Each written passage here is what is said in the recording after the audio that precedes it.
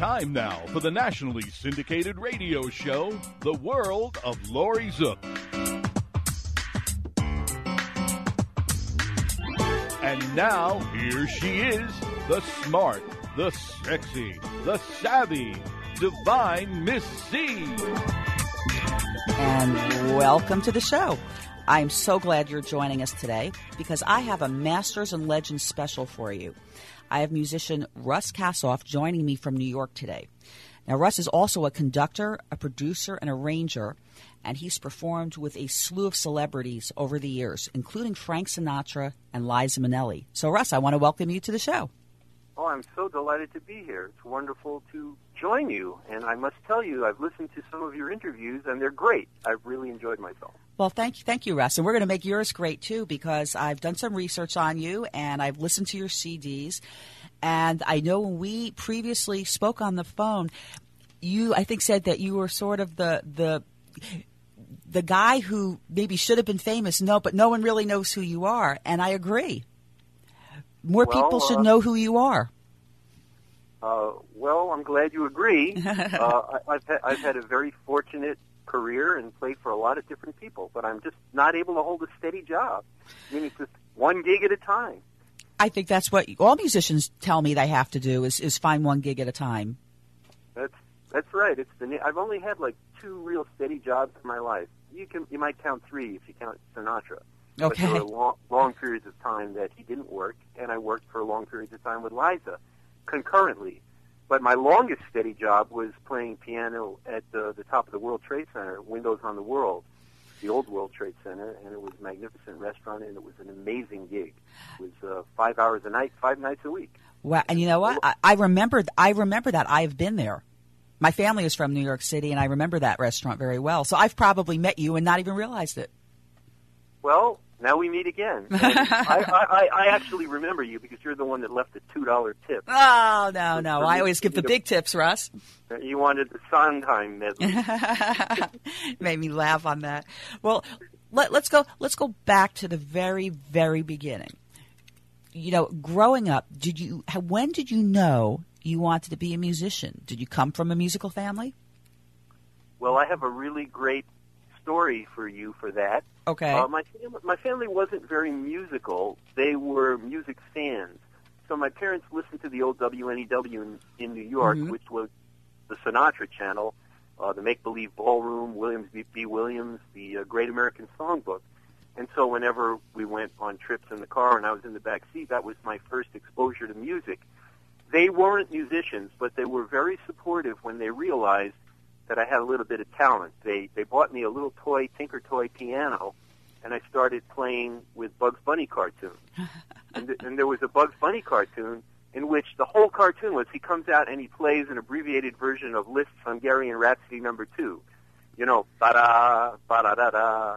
And I started playing along with it. So they found a way to get me lessons, and I studied with a sort of a beginner teacher who recognized that I had some kind of talent, and I only lasted a year with him because I outgrew him, and he recommended me to a very fine classical music teacher, and my parents spent their life savings, they weren't rich, on a spinet piano so that I could take lessons and practice. And the teacher actually gave me a scholarship as one of her students, and I learned some classical music. But to answer the question, the specific question that you just asked, is when did I decide I wanted to be a musician? Right. When my mother was pregnant with my next brother 4 years later, in 1957, my father wanted to get out of the house, so he took me to a live performance of the Steve Allen Show in the Millennium Hotel in New York. And he and I were sitting in the audience. I'm 4 years old. I had already been taking lessons, and I'm watching the band, and I was just so mesmerized. You know how everybody, when technology with television, got mesmerized as they looked at the monitor, and if they saw themselves in the monitor, oh, my God, you know, that's so exciting. I'm on TV. Nowadays everybody has a monitor. But back then it was very unusual and special, so you were all excited. And Steve Lawrence, who was somebody that Steve Allen discovered along with Edie Gourmet and was a regular on that show, this was after the Tonight Show, the original Tonight Show. came out to sing Portrait of My Love. And the band was playing cards. He was singing live. The band was playing cards. I remember Skitch Henderson standing at the podium looking like he was conducting. And when I saw that, I said, this is what I want to do. That's a good moment. I had a whole visual on that. And as a 4-year-old, that had to be really exciting. You know, that young to know. Well, I didn't understand that the band had pre-recorded the track. in those days, it was all to tape. And why would a live band pre-record the track? When you're a little kid, you'd think the live band would want to play live. Nowadays, they play live. Right. For the most part. And back then, you know, I just thought it was interesting that, you know, you could just sit there, be a musician, not play. Play cards. A job. Yeah, right. So, like, from that point forward, I pretty much knew that I was going to be a musician. I never had to make a decision on anything else. Now, how did that progress throughout your life? So now you know you want to be a musician. You are taking lessons. You're going through, you know, grammar school, elementary school, through high school. How does that progress? Well, fortunately, I was in the New York City school system, and we had a great music program. They don't any longer. Most school systems do not, and that's very unfortunate, and that's very sad. Mm-hmm. And I wish there was something that we who are carrying the torch could do to turn that around. But every single day I get bad news, like an orchestra has folded, or the board has decided not to renew a contract, or this and that. I don't want to dwell on that. But I was very fortunate going through Brooklyn. I went to public school, and then out to Long Island. I was from Merrick, Long Island, and I was exposed to some really great music. We had some really great ensembles. And throughout that time, I was always playing the piano. I was not a jazz guy. I was not really exposed to jazz through my parents. My mother was a Bobby Soxer, and she was also a Glenn Miller fan, a rabid fan. I like her. And, I like her because that's my style too. Well, great. And well, I'll tell the story then. Okay. She saved a scrapbook back in the 1940s when everybody was off to war. She had not met my father yet. And in the scrapbook were lists of concerts that they played that were broadcast on live radio, like from St. Louis or Kansas City or wherever they were, and the order of the songs they played. And she saved every photo, 8x10, of every person in the band. And I have that scrapbook. So later on, fast forward through many stories and many years, I'm touring with Frank Sinatra, with Liza Minnelli. Well, actually, at this time it was with Dean Martin and with Sammy Davis. And I meet up with a sax player in the band by the name of Al Klink. Al Klink was the fellow who played the jazz solo on In the Mood in the Glenn Miller Band. I love that. That's my favorite of all the songs. He didn't like to be reminded of that all the time because that's, you know, you got to play it just like that for the rest of your life. It's kind of like Tiny Tim's Tiptoe Through the Tulips. Yeah. But he was a marvelous man, a marvelous musician, and one of the sweetest guys. So at the time, it was 1989, I told him of my mother's plight. She was dying of lung cancer at the time, and it was not good. It was not a good experience, and it was a really rough time for her. And I told him that she was a devoted Glenn Miller fan, loved him, loved all the cats in the band. And without asking for him to do anything, he mailed to her an autographed copy of the sheet music to In the Mood. And it was amazing when she got it. She was so thrilled. She was so excited. And beyond that, he went and donated a pint of blood on her behalf. Oh, my gosh. And he was like the greatest guy. And I got to tour with him all around the world. So that's just one story. That's a great story. To me, it's musical history. And, you know, that's something that would be great if all of the musicians that lived through those time periods got together and did a movie or a book or something to preserve those memories. I mean, is doing a book something that you would be thinking about? Well, I'm actually working on that. I have a ton of stories. I've played for a ton of people. I've been very fortunate that way. And from my point of view, I'm kind of like a Mel Brooksian guy. I take music very seriously. I want to do the best I can and make the performer do the best they can and feel as comfortable as possible using myself as an accompanist or myself as a soloist. And I've got tons and tons of stories, and some of them are just not tellable on the radio. Gotcha. Okay, can't share them on this network anyway, right? Some of them. Okay. Well, let's go back a little bit. When you said you were taking lessons, and I know you said you did study classical, how did you – but you do jazz. How did that develop? Because, I also play piano. And so when I was a kid, you were taught to read classical music, read popular music. There was not a lot of improvisation. And so as a result, that hindered me throughout my years on the jazz end. So maybe you can explain a little bit from a musician's perspective how that worked for you. Well, I have a unique viewpoint as to how that happened and a unique evolution. When I was very young, I didn't know anything. I had great ears. I have perfect pitch. So anything I hear, I could play on the piano. And I didn't realize that was unusual either until I was like in 11th grade in high school when the choir director asked me to give him a note. And I did it, and he went to the piano, and it was right, and everybody went, ooh. And he said to me, Kassoff, why didn't you tell me you have perfect pitch? And I said, because I thought everybody did. Right. Yeah, because you grew up that way, so you thought everyone else had the same thing you did. It never came up before. So anyway, I sit at the piano from age 4 on and just improvise, go into my own world to shut out the outside world. And it was improvisatory music. It wasn't jazz. It had no structure. It had no form. And in traditional classical lessons, you don't really learn theory. You don't really learn the chords. You learn how to play scales. You learn what keys you're in.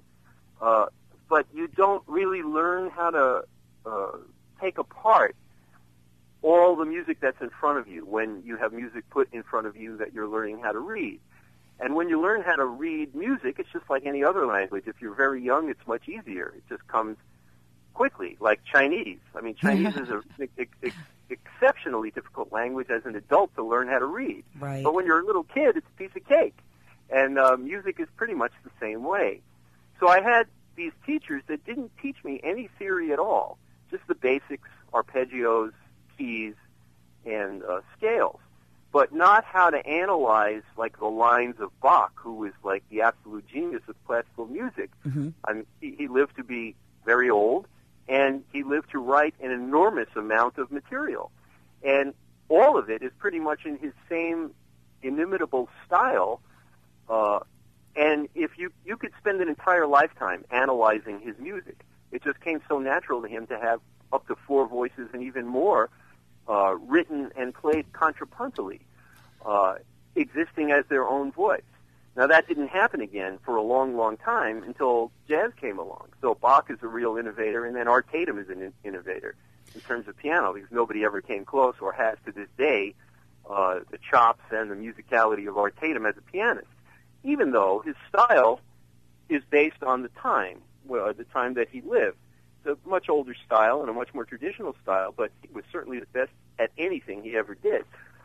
So as I got older, I learned by ear to play songs, and I was very bored with classical music. So what you're talking about is learning how to play jazz. There's a line that I talk about where classical people are afraid to cross. They think or believe or are taught that music is on the printed page, and although the notes are there, and sometimes the instructions on how to play those notes are there, the music is not there.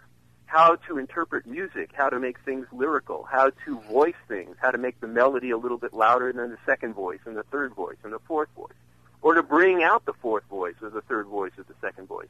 Teachers can teach you that, but they can't teach you how to cross the line and get out of the page and make your own interpretation of the music. So I find that classical music, for the most part, even though it's great music, is nothing more than the last improvisation of a great composer written down and put on the page. It was at one time in improvisation, and then it becomes frozen, as we say in the Broadway world. So people all have to play those same notes forever and ever and ever. And then you have a classical music world where people know the literature, and they sit in the audience and listen to the performers, and they're able to critique how you play it. Well, for me, that wasn't for me.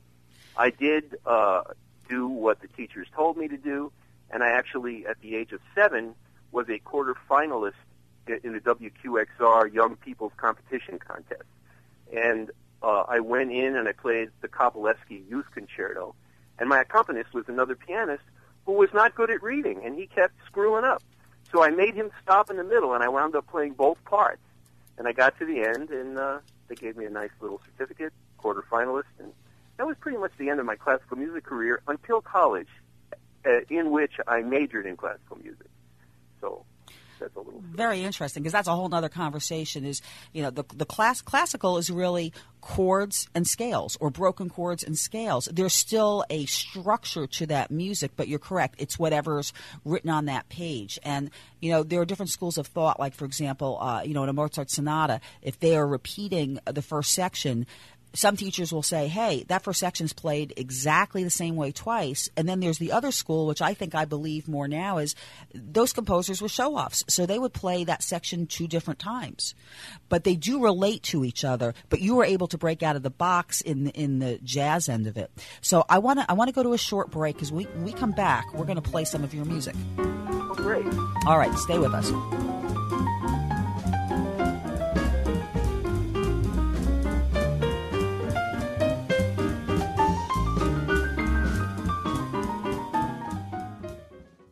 Central Payment, your number one credit card merchant service provider in the industry.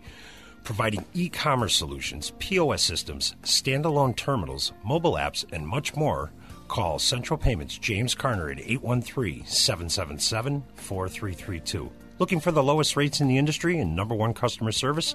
Call Central Payments James Carner at 813-777-4332. That's James Carner, 813-777-4332.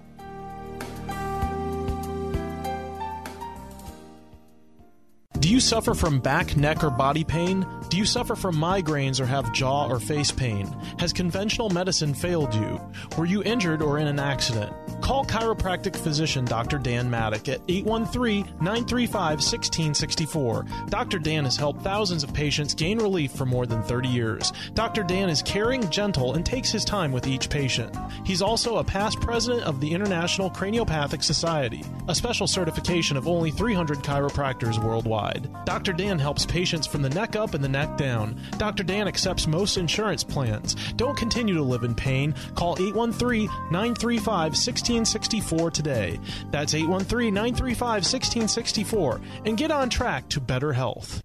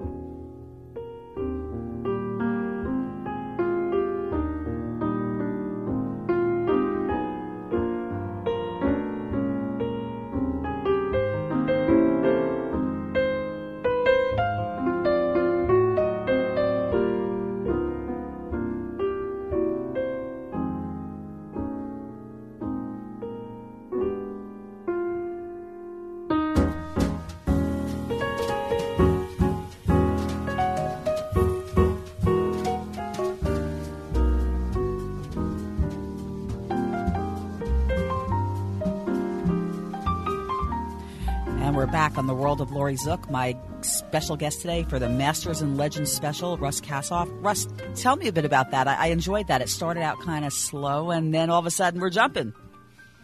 Well, it's part of an arrangement that I created. That song, Look for the Silver Lining by Jerome Kern, is a very fresh song, yet it's over 100 years old. And I just try to exude a freshness to attract the listener and bring them in so I can share however I feel when I'm playing with them. And that's always been my goal as a solo performer. And when I did that recording in 2005, the end of 2005, another long story, I won't tell it, but the punchline is that I had waited a long time to be able to do my first CD as a soloist, as a leader, and I have an incredible trio with my with that recording. it was at a time that my father was very ill, and I wanted to finish it. I really wanted to finish it before he died, and I missed it by 2 weeks. And at the end of the CD, you'll hear "Where Have All the Flowers Gone?" And I needed one more song to record to make it a full CD, and I was desperately looking for one, trying to find songs that mean something to me, something where the lyrics and the music are equal, something that tells a story. And I was sitting in a diner with my wife about 3 weeks before we went to the studio, and it came on in the background. And I said to myself, I hadn't heard that song in years.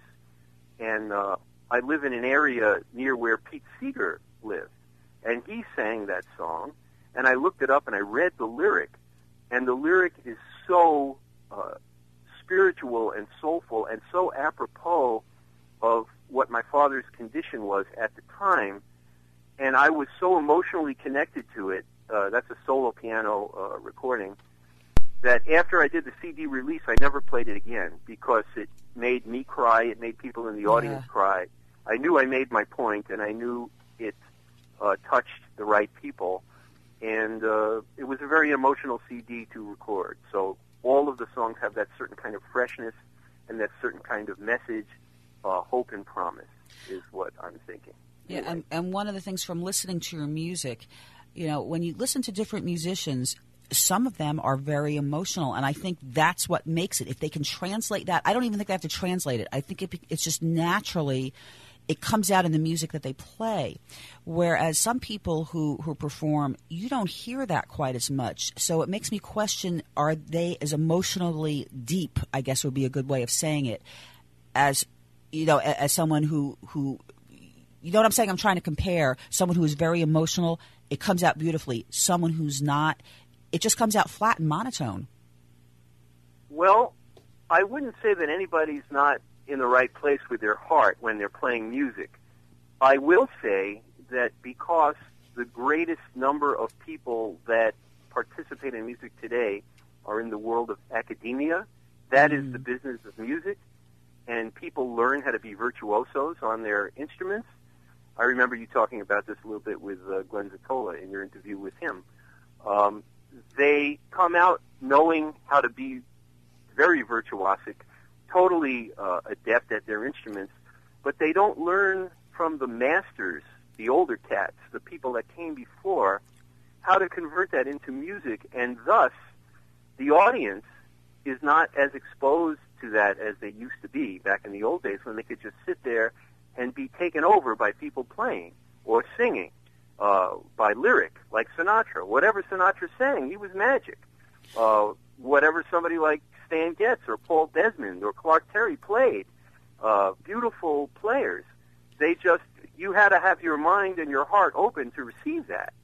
But the point that you make is very well taken. It is what exists today. It's very hard to fight the sea of, let's say, mediocrity. It's not really mediocrity, but it's uninformed, educated musicians who don't know yet how to evolve into actually playing music and sharing it with people.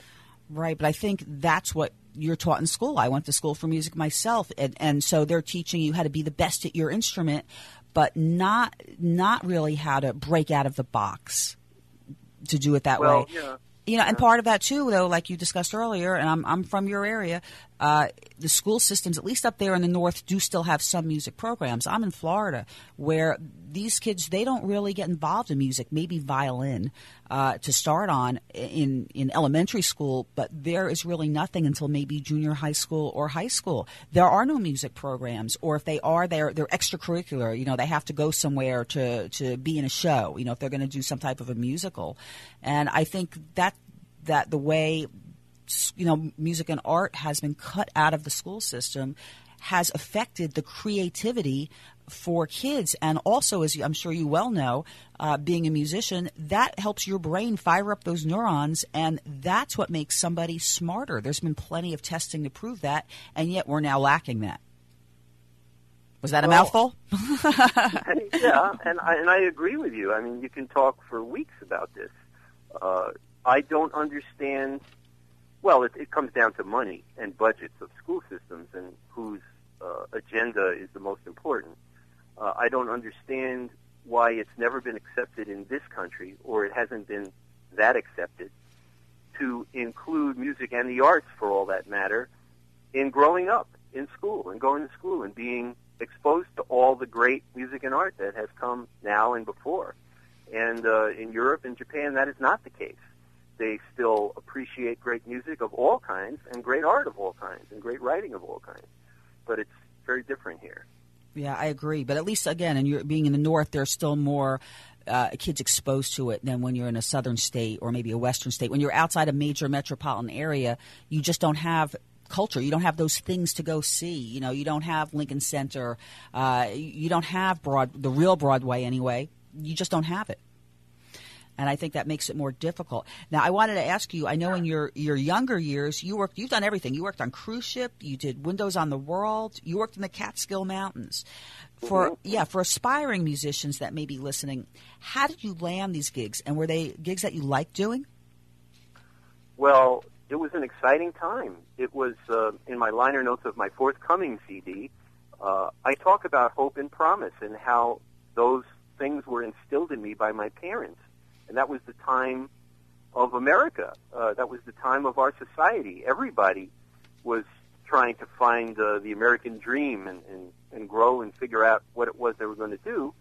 And back then, there were so many opportunities. In the Catskills, there were like tons of hotels that had bands.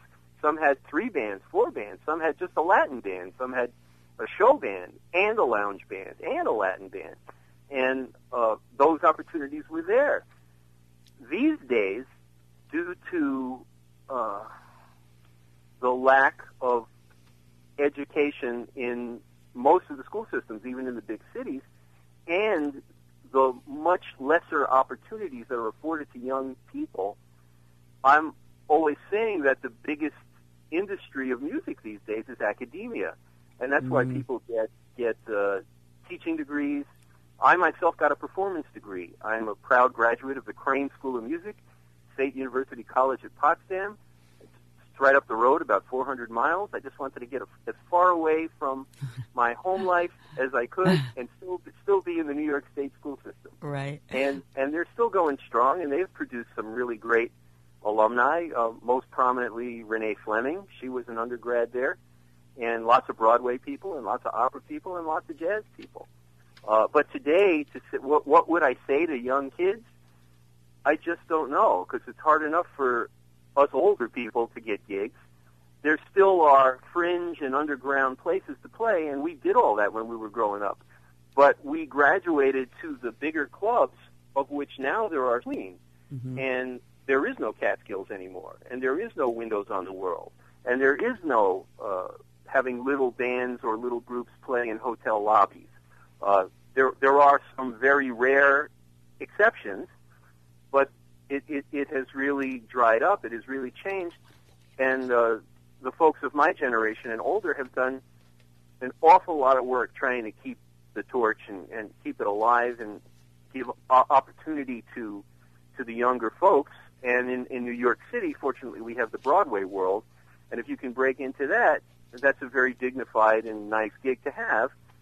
As long as you understand, it's almost like playing classical music. It's 8 shows a week, and you have to play it exactly the same. Over and over. Yep. But it's a great job. If you have that job, you get pension, you get health, there are area standards, and you are afforded a great deal of dignity. The opportunities that I had when I was younger, and by being in the right place at the right time, managed to hook up with Sinatra and with Liza. And nowadays, I'm with Rita Moreno, and she's doing great at the age of 84, and we'll be working again soon in the fall. Those opportunities were very, very different. If you hooked up with a gig like that, you were like part of family. Everybody respected each other. You had a role. You felt comfortable. You were paid well. It was a great life. In the case of Sinatra and Liza and Rita and those kinds of stars, it's a first-class gig. I mean, it's indescribable to people who have never done that. I can't possibly explain to you what it was like to sit down and play for Frank Sinatra. I mean, I only have that experience in my mind. I could write a book. I could write a poem. I could try to make you feel as if you were there. But then at the same time, if you were also there in the audience, you had your own magical experience. So I'm very fortunate to have been able to do that. And that stuff is no longer in play today. There aren't people like that are touring, that are working all the time, except for like Engelbert Humperdinck and Tom Jones, those kind of guys. They're still working their butts off. Yeah, they're still pretty popular, too. Well, what I want to do, Russ, we want to play another one of your songs. So hold on for just a second. Okay.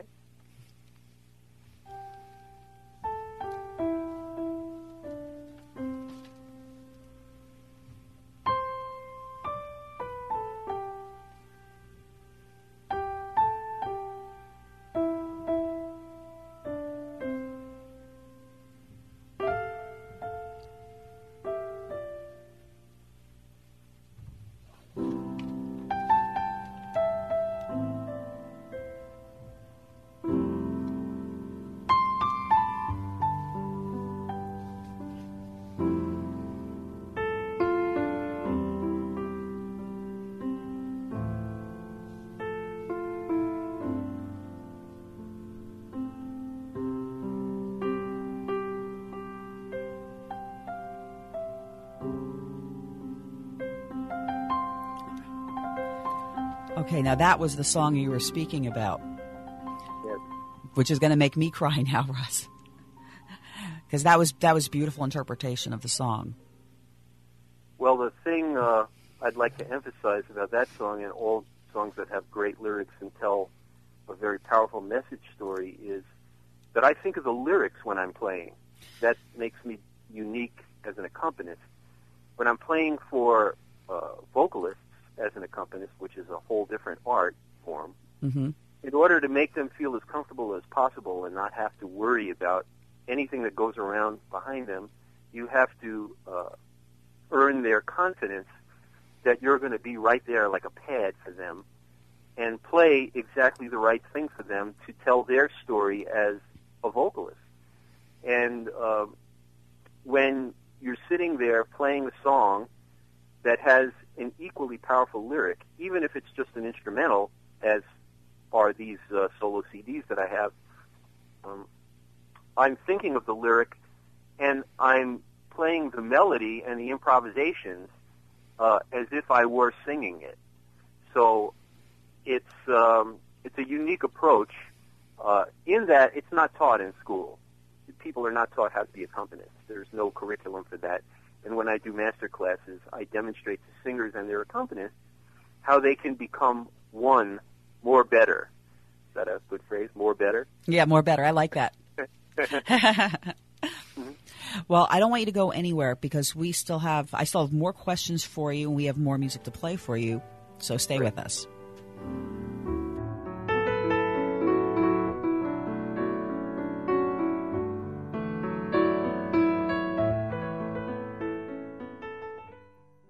Are you looking for an affordable way to advertise to thousands of consumers nationally? If you own a business and didn't think you could afford radio advertising, you need to call me, Laurie Zoock, host of the nationally syndicated radio show, The World of Laurie Zoock. My show reaches thousands of people on 29 AM and FM stations nationwide, as well as through the Internet. Additionally, your commercials will also be heard on all of my podcasts and throughout social media sites. Don't wait another minute. Call me at 813-777-4908. 813-777-4908 and let me bring your message to the nation and to help you gain more exposure. Do you suffer from back, neck, or body pain? Do you suffer from migraines or have jaw or face pain? Has conventional medicine failed you? Were you injured or in an accident? Call chiropractic physician Dr. Dan Maddock at 813-935-1664. Dr. Dan has helped thousands of patients gain relief for more than 30 years. Dr. Dan is caring, gentle, and takes his time with each patient. He's also a past president of the International Craniopathic Society, a special certification of only 300 chiropractors worldwide.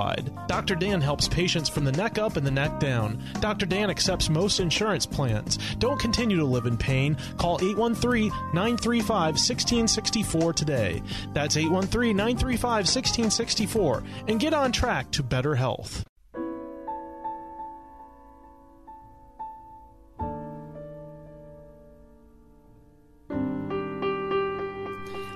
and welcome back to the world of Laurie Zoock. I have musician Russ Kassoff with me. And Russ, we were speaking a little bit, you were saying you were teaching, and you touched on something because we both know musician Glenn Zatola, and one thing he always says is when he plays, it's as if he's singing through the horn. And I understand that because when I play piano, I hear, if I'm playing, I hear the band or the vocalist in my head, but I just feel the power of putting into the music my feeling. So first, I'd like to know how you know Glenn Zatola, since he is a mutual friend. And second, what do you think about that singing through the horn analogy? Well, first, I love that. And I can say that I haven't seen Glenn in many years, probably over 20 years. But when he lived in New York, we used to do club dates together, and I always recognized him as one of the best musicians that I knew. He was very unique. He was like, well, who plays saxophone and trumpet? Right, well. Right. I mean, that's so bizarre. And then I heard on your show he say that nobody ever told him you can't do that. So that's, kind of like what I was when I was a kid. There are no rules unless you let people make the rules and impose them upon you. Yes. And so for all these years, we've been in touch back and forth, Facebooks and emails, and I've heard his latest recordings, and they're just great. And when you attach it to the thought that he's singing through the horn, I call that being one with the music. I call that every note that I play or try to play is made of every fiber of my being. There's unless I'm distracted by some woman who comes up to me and says, "Could you play something from Fiddler on the Roof?" In the middle, right? But that would be me, Russ. It would. But when I'm playing, and this happens in the classical world and in the jazz world, I could think of a great sax player by the name of Jerry Dodgen, who's probably about 82 right now. And every time I see him play, it's just like what Glenn describes. Everything he does to produce the sound that comes out of his saxophone is every fiber of his being. He's not only singing, he's just one with it. And that is the ultimate goal of being a musician. And you can't learn that. You really can't learn that. You have to experience it. And when you do experience it, you don't need anything else. That's as good as it gets. That's nirvana. Gotcha. Well, thanks for sharing that. And I wanted to let Lee Clark here at WDCF had a question for you. Got to make sure I have the right microphone. You mentioned playing with Sinatra before, Russ, and you kind of piqued my interest. And I was wondering, a musician such as yourself, it must have been, quite an honor to sit down and I'm assuming play live with Sinatra. And so, could you tell us what was that like to sit down with, perhaps the all-time greatest singer of our century and, play piano? What was going through your mind? Was it? What were you nervous, or what exactly was that like? Okay, next question. Yeah, I know, because you said you didn't want to. There was no way to describe it, so now I'm asking you to describe it. I'll try. The long story, I can't tell. We don't have enough time. But how to get to the gig and be on the first gig, for me, it was in my birthday week in August of 1980, and I would have been becoming 28 years old. I was driving from Wolf Trap, where I had just done a gig with Mimi Hines and Tony Martin, Sid Charisse, Anna Marie Alberghetti, and Roberta Sherwood. I've never mentioned this before. That's why it's fresh in my mind. Anyway, I'm driving all the way to Atlantic City, and we're playing at Resorts International on a floor that was built just for him. So all of his 40-something piece orchestra and all of his staff could stay on that floor and have access to the gym and the Olympic-sized swimming pool and, of course, the magnificent nightclub, which they made just for him. So I'm sitting at the piano, and this was right after the Trilogy album was recorded, and that album was the last real studio album that he ever did in 1979. And I'm looking at the music, and the music is not difficult. I mean, my story includes the fact that when I was a paperboy, I took all my money and bought Sinatra albums, and that's how I got all the start. And when I arrived on the gig and he walked into the room, I just was overcome by greatness. I mean, this is Frank Sinatra. This is somebody that is a cultural icon at so many levels for so many people in the world, and I didn't realize how high up he was in the food chain for idolization. He walks in the room, it's magic. It's total magic. It turns everybody into mush. Better than they are. I'm talking not only about the musicians, but the stagehands and the crew and the management. Everybody, it's as if they just got their shoes shined. I mean, they're looking up, and he's commanding 100% of your attention, and he's deserving of it. I mean, it's just as if, you know, I don't want to say Jesus, but something like that walks into the room, and the beauty of it is once you realize where you are and what you're doing, and once he takes a look at you and you become part of his family, everything in life is okay. You're part of the family. He respects you. He admires what you're doing. And think of it as a giant jigsaw puzzle. Everything is a little piece, like the French horns, the oboe, the different reed players that play all the doubles, the string players who take off from the New York Philharmonic to play for him, things like that, the harpists. I mean, everything is like unbelievable. It was I was fortunate to get kind of like the last 10 years of the greatest of the showbiz era that he was the king of. He was the chairman of the board. That's what they called him. And you would look at the drummer. His name was Irv Kotler, and he was one of a kind. He wasn't a person that you would seek out to hear him play. He was a piece of the puzzle that when you put all the pieces together, made the magic. You stir the pot. You put all the ingredients in, and it came out unbelievable. And so for me to sit at the piano, and he sings, "I've Got You Under My Skin," and all I have to do is, that's it. And I happen to be sitting at a piano this whole time, waiting for you to ask me to play. Play, yes.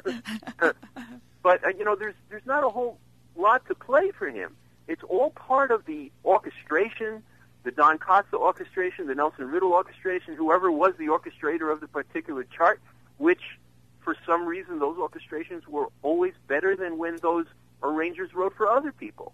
And it was just magic. I always call it the magic, and nobody else has anything like it or had anything like it.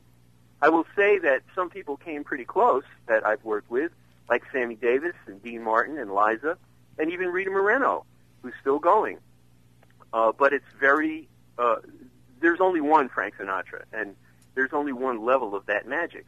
And even if you're just sitting in the audience and you have no idea what it takes to play second tenor or third trumpet or to stand up and play a solo in the middle of one of his charts, you just are mesmerized by this magic that has taken over you. And so it's kind of like an all-equal experience, however you want to open your eyes. And that's the best that I can. I think that's a great description. We're both looking here going, you know, to me it sounds electrical. Awe would be the word. I'd be in awe of a situation like that. Now, I know that, Russ, you conduct, you produce, you arrange. So we're going to play The Best Is Yet to Come.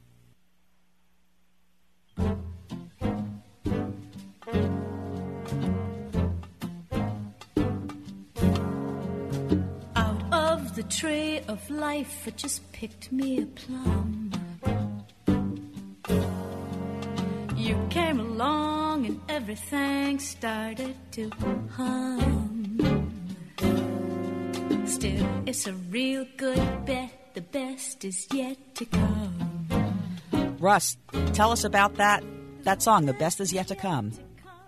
Well, The Best Is Yet to Come is part of a project I did with the vocalist, Catherine Dupuis, who also happens to sing with my big band, the Russ Kassoff Big Band, and also happens to be a business partner and collaborator for the Jazz PA Summer Fun Celebration Festival in Bellefonte, Pennsylvania, which we've been doing for 11 years, and have had some great solo artists as our guests.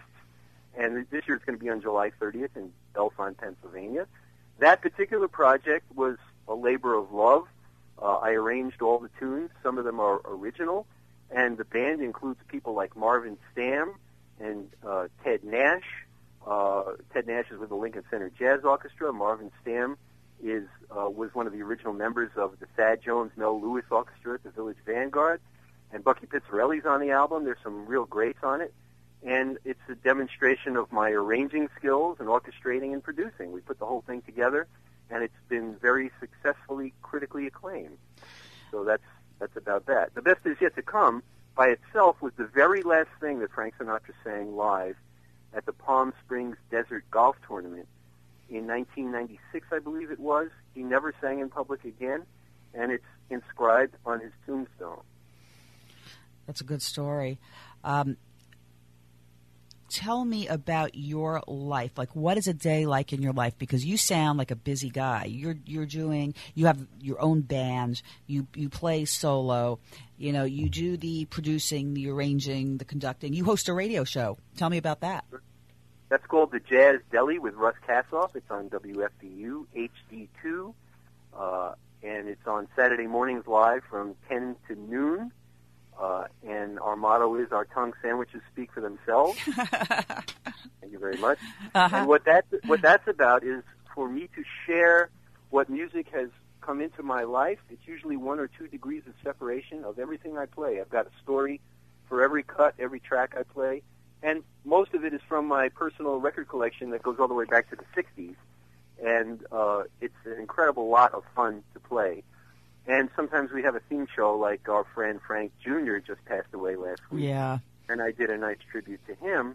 And in order to introduce the tribute, I played the track, this is something you should listen to if you're not aware of it, on the Trilogy album. Frank Sr. sang a song which the lyric is a conversation between a father and a son, and it's called That's What God Looks Like to Me. And you cannot help but cry when you listen to that, and you're thinking about this particular event of the loss of one of the last connections to this great art form and great American songbook, who I consider to be the best of preserving it. And there are a lot of Sinatra imitators or wannabes, very heartfelt, very soulful, but no one came as close to honoring it and sounding like his old man as Frank Jr. did. He was a very kind and nice man.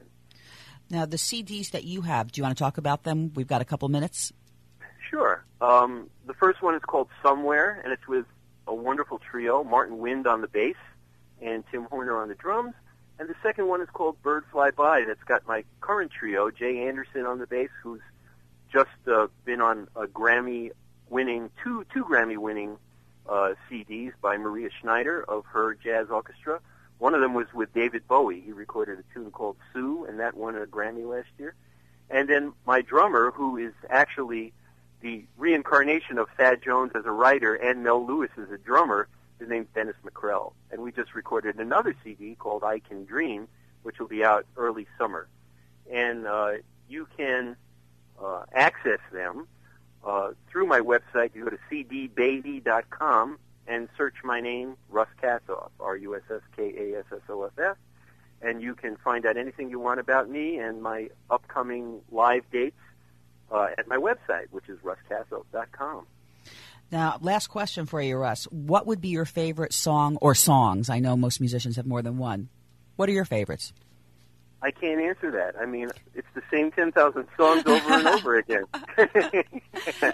Well, that's right. I think I'm going to have to do another show with you because I have a lot more questions for you, and we'll cover this on the next show. But on your CD with the bird, I want to know the story behind that because it's a funny picture. But I want to thank you very much for joining me today. How can you be reached? Well, you can send an email to my website. My webmail is Russ, R-U-S-S, at russkassoff.com. That's RUSSKASSOFF.com. There's all kinds of stuff on the website. You can read about the big band where we're playing, usually in places that are religious experiences. We play the Baha'i Center in New York and at St. Peter's in the Citicorp Center, which is a wonderful place. And that's the best way to reach me. Very good. Well, I want to thank you again for joining me. We'll have to do a show number 2, I think. I want to hear some of those stories. So will you join me again in the future? Absolutely. All right. Very good. Thanks, Russ. And we're signing off. You can hear us again next week. Same time, same channel.